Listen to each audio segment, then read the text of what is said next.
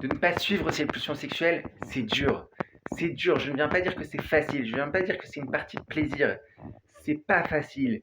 C'est dur. Il faut avoir de la volonté. Il faut être fort.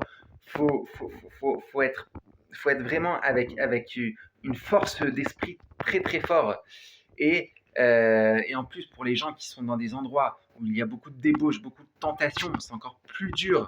Je le sais. Je comprends ça. Je ne viens pas dire que c'est facile, mais je viens dire qu'il y a un travail de fond qui est possible à faire pour pouvoir justement faire que petit à petit, les épreuves soient moins dures, que les pulsions mauvaises qui veulent nous tenter à faire des choses qui peuvent nous détruire notre vie soient moins dures, que tout d'un coup on n'ait plus envie de ça, ça nous dégoûte, ça nous donne pas du tout envie.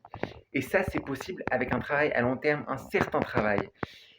Et pourquoi je dis ça? Parce que c'est extrêmement important. Une personne qui a des épreuves comme ça dans sa vie, qui habite dans un endroit où il y a de la débauche, par exemple, où il y a plein de tentations, s'il compte que sur sa volonté, c'est très bien qu'il continue, qu'il se batte.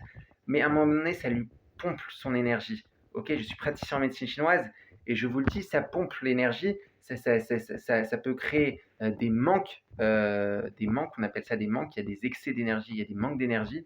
Ça peut créer des manques dans votre corps et c'est pas forcément bon. C'est sûr que c'est mieux que de tomber et que de faire n'importe quoi et de suivre ces pulsions qui veulent nous amener à faire des choses qui vont nous détruire, c'est sûr et certain, mais ça nous crée des manques et c'est pour ça que c'est super important de faire aussi un travail sur un travail long terme qui justement va régler ce problème, qui va permettre de faire que nos pulsions sexuelles nous amènent pas à vouloir des choses qui sont mauvaises pour nous, mais au contraire que des choses qui sont bonnes, que les choses qui nous correspondent, que les choses qui vont nous construire et non nous détruire.